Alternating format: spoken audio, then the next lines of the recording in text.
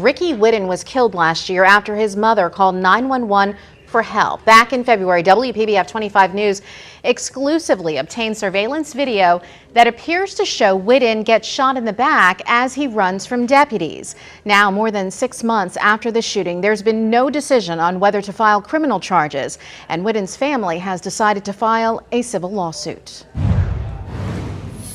The wrongful death suit filed today in federal court claims Palm Beach County deputies didn't do enough to help 46-year-old Ricky Whitten, a diagnosed schizophrenic who was having suicidal thoughts. I still feel like he's going to walk through the door. So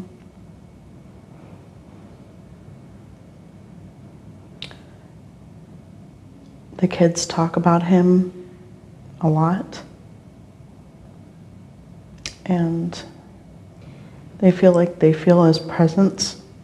Dana Clausen, Ricky Whitten's girlfriend and the mother of his 3 young children, continues to grieve 6 months after Whitten was shot and killed by Palm Beach County Sheriff's Deputy Justin Rigney. They did not handle the situation like they should have. It was a cry for help,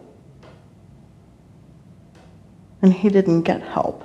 Stuart Kaplan, the family's attorney, calls the case another in a long line of unjustified police shootings in Palm Beach County. Ricky's mother was on the phone for 40 minutes, basically telling the 911 operator that my son is in an emotional crisis or having an emotional crisis.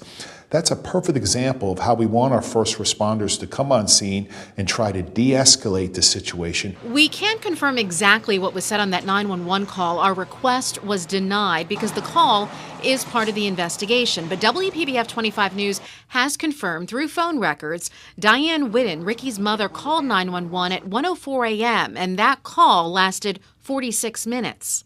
Video from a neighbor's security camera captured what happened December 31st, 2016, the night of the shooting. When someone who's in a state of emotional crisis sees flashlights, blinding you, assault rifles being pointed at you, people screaming at you, all of these things going on is only going to heighten and escalate this situation. As deputies arrive on scene around 1:55 in the morning, Whitten starts to walk away from the porch where he was sitting. Deputies use non-lethal force, shooting rubber bullets. Whitten falls twice but gets up and continues running away from deputies. He falls a third time. Then a deputy fires his weapon, hitting Whitten, and he goes down. Ricky is running away from them, and he's shot in the back. And why do we know that? Is because after he's hit, he falls forward, and then he gets up and he continues to run away from them. And certainly with respect to the lethal shot that is taken, Ricky gets up and then you see him shot in the back and then falls forward and never gets up again. The sheriff's office released this statement to WPBF 25 News earlier this year in response to the video. The video showed Whitten running towards the canine deputy with knife in hand.